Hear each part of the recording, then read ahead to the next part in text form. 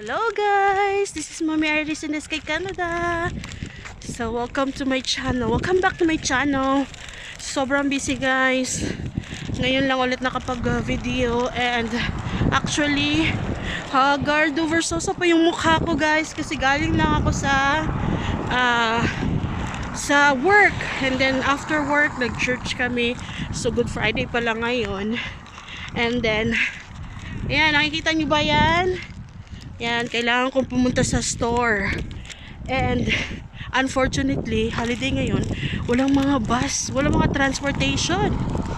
So naglakad ang lola nyo guys. Pero okay lang kasi malapit lang naman din siya. Like 20 minutes walk lang. So time check now is 6:12, I think 6:30, and meron pa ring araw. So hindi ako takot maglakad dahil may araw pa siya. So yeah, ang ano ng araw ngayon is may 7:30 yata or 8. May araw pa siya guys. So hindi pa siya masyadong madilim. So by the way, para saan nga ba itong flower na to? Sino nagbigay? Well, hindi po to para sa akin guys. Para po ito sa aking Ma'am si Jo na anniversary ng kanilang husband. So mapapasa na all ka na lang talaga. Grabe.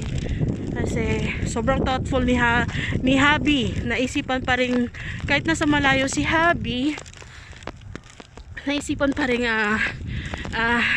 mag-send ng flowers. So yun, bumili lang ako ng ganito. Tapos actually may cards pa yan. Tsaka may nagsulat pa ako ng kanyang mga ano guys, yung mga kanyang very thoughtful words. Tapos may chocolate din.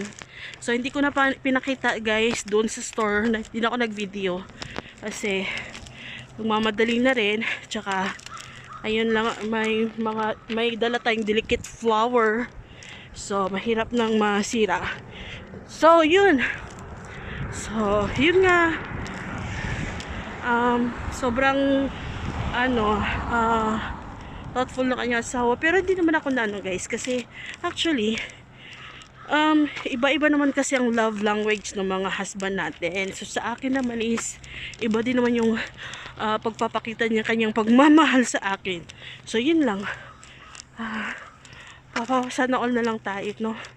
So yun lang story time natin while walking, going home, bit ang flower. So yun, hi.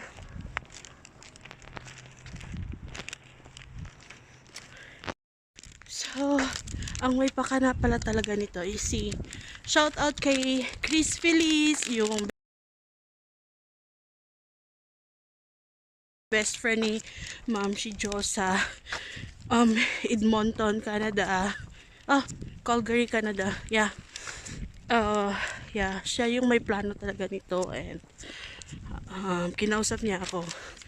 Message niya ako kung pwede ko daw ba gawin to. Of course, why not, for our friend, diba? So yun, so nahirapan ako paglusot guys kasi kasama ko siya lagi. Tapos nung after church, iniwan ko na sila, binalikan pa ako guys, sinundo ako para magbinigmit guys. So yun, so nakalusot naman, nakadrama naman ako at nakaalis naman. So ngayon nagdadrama na naman ako papunta sa kanila. So buti na lang guys, wala siyang pasok bukas, wala akong pasok bukas dahil magpupuyat kami sa assignments today. So pwede akong tumambay ngayon sa kanila. Hindi siya makahindi sa akin ngayon kasi wala siyang pasok bukas. Magkasama ulit kami sa Sunday papasok namin. So alam kong may mga assignments pero pwede namin pagpuyatan. Ay. So yan lang, shout out to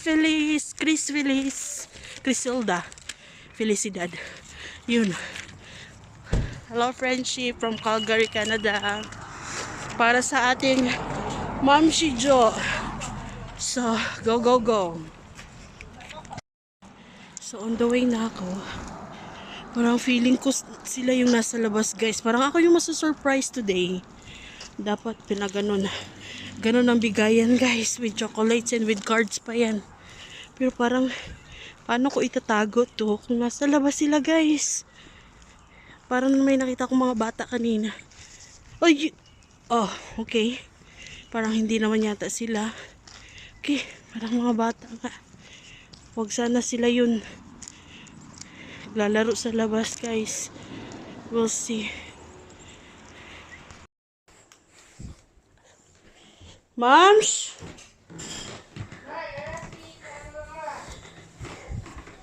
No, where's your mom?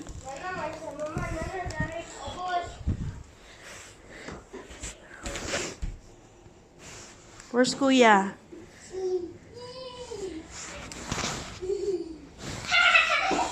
Where's your mommy? Ano, libang pa di ay?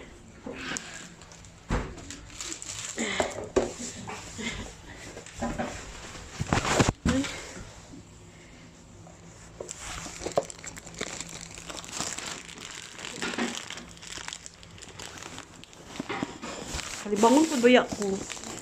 Wait. Wow, kagakabutan kuya eh. Ha.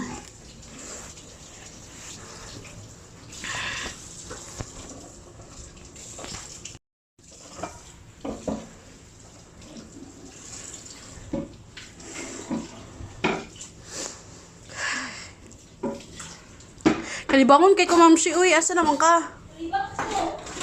Happy anniversary!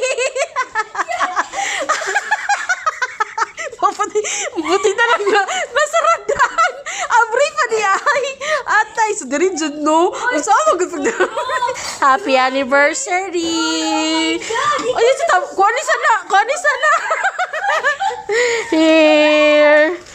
Here. Ay, makahilak. Grabe. Yeah, that's from your hubby. Yo, kaya na sugaan. So, no, lisod kay ano, lisod kayo. Lusod